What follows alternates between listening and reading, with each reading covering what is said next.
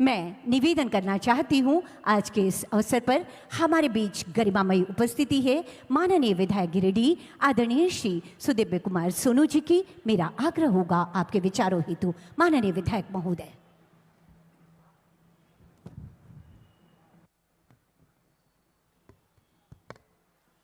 धन्यवाद।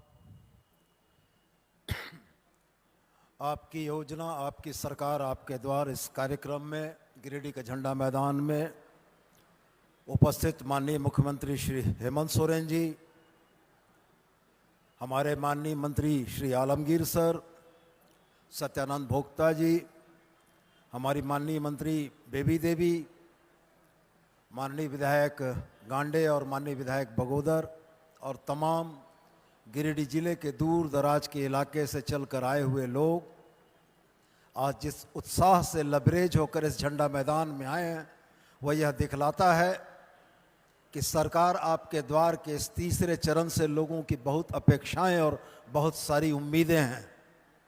यह कार्यक्रम पंचायतों में चल रहा है सर, और पंचायतों में चल रहे इस कार्यक्रम में शिविर में भाग लेने के लिए पंचायतों से दूर दराज से चलकर आए हुए लोग शिविर के शुरुआत के समय जिस उत्साह के साथ पहुंचते हैं, वह दर्शाता है कि जनता को यह दिख रहा है कि सरकार आपके द्वार प्रथम चरण और द्वितीय चरण में उनकी योजनाओं का निश्चित रूप से समाधान हुआ है। आज सरकार आपकी द्वार तृतीय चरण की सबसे बड़ी फ्लैगशिप योजना आबुआ आवास हमारे लिए सबसे महत्वपूर्ण है। प्रत्येक पंचायतों में मैंने देखा है कि 12 बजते बजते 600 से ज़्यादा आवेदन आ चुके होते हैं, और सबसे महत्वपूर्ण कि लाभुकों के चयन के लिए 4 सदस्यीय जिस समिति का गठन किया गया है, हमें बहुत उम्मीद इस बात की है कि पूरी पारदर्शिता के साथ योग्य लाभुकों तक सरकार की यह योजना पहुंचेगी। लेकिन लगे हाथ इस मंच पर माननीय मुख्यमंत्री जी की उपस्थिति है, माननीय ग्रामीण विकास मंत्री जी की उपस्थिति है, तो मैं गिरिडीह की एक आवाज़, गिरिडीह की एक मांग उनके समक्ष रखना चाहता हूं। 2 लाख आबुआ आवास का लक्ष्य निर्धारित है, और गिरिडीह जिला आबादी के लिहाज से बहुत बड़ा जिला है। लगभग 34 लाख की आबादी इस जिले में निवास करती है। पंचायतों की संख्या बोलें तो 354 के लगभग पंचायतें हमारे ज़िले में हैं। तो माननीय मुख्यमंत्री से और माननीय ग्रामीण विकास मंत्री से मेरा यह विनम्र आग्रह होगा कि गिरिडीह जिले को आबुआ आवास का जो वास्तविक लक्ष्य मिलना चाहिए, उस पर विशेष ध्यान रखा जाएगा। हम तमाम गिरिडीह के लोग आपसे यही उम्मीद करते हैं कि पिछले 2-2.5 वर्षों से प्रधानमंत्री आवास की अनुपलब्धता ने हम जनप्रतिनिधियों को इस बात के लिए बाध्य किया है कि आवास के मामले पर हम लोगों को हाथ जोड़ना पड़ता था।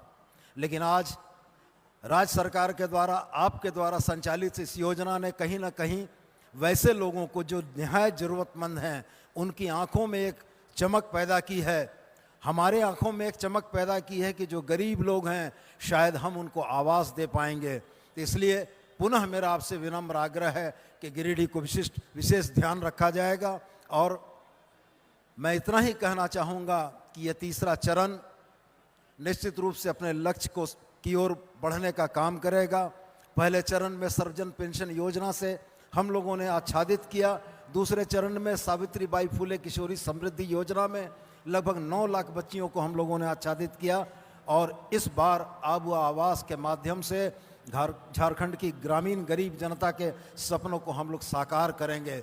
मैं और एक बात जोड़ना चाहता हूं कि शिविरों में लोगों की भीड़ जरूर से आती है, लेकिन वो भीड़ सिर्फ आबुआ आवास की आ रही है। हमारे विरोधी यह कहते हैं कि जिन आवेदनों का निष्पादन नहीं हुआ, पुनः आवेदन लेने के लिए शिविर लगा दिए गए। तो मैं उनसे यह कहना चाहता हूं कि सर्वजन पेंशन का आवेदन पंचायतों में 15-10 ठो आता है। इसका मतलब है कि बाकी सारे योग्य लोगों को पेंशन मिल चुकी है। सरकार की योजनाएं धरातल पर उतरी हैं, जनता के काम हुए हैं, तो जनता क्यों सरकारी कार्यालयों के दफ्तर काटेगी। पिछली सरकारों की यह परिपाटी रही कि जनता के काम न हो और सरकारी कार्यालयों के दफ्तर काटते हुए जनता परेशान रहे।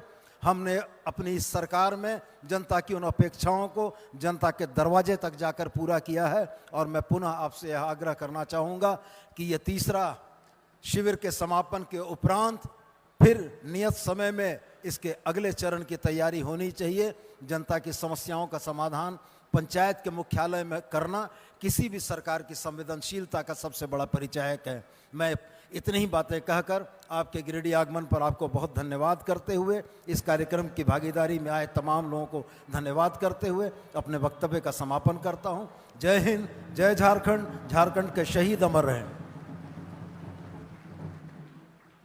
आपके संबोधन के लिए बहुत बहुत धन्यवाद करती हूँ माननीय विधायक गिरिडीह श्री सुदिव्य कुमार सोनू जी। हमेशा से ही गिरिडीह वासियों के हर एक परेशानी को और समस्याओं को समझकर उनका सीधा निराकरण करने की आप कोशिश में लगे रहते हैं। साथियों, जब हम विकास की बात करते हैं तो एक एक जन प्रतिनिधि की सहभागिता बहुत महत्वपूर्ण होती है।